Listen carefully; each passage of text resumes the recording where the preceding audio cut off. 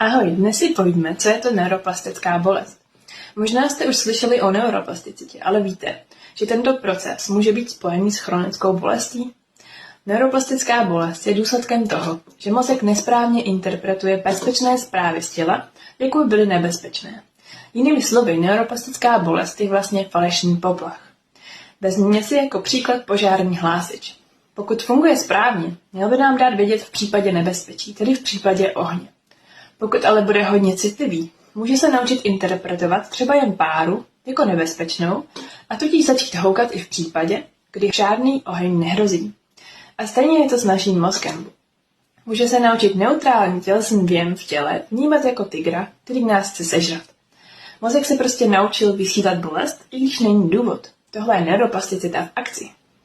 Ale dobrá zpráva je, že neuroplasticitu můžeme změnit.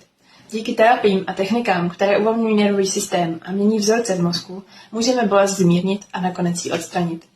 Sledujte mě pro více informací ze světa chronické bolesti.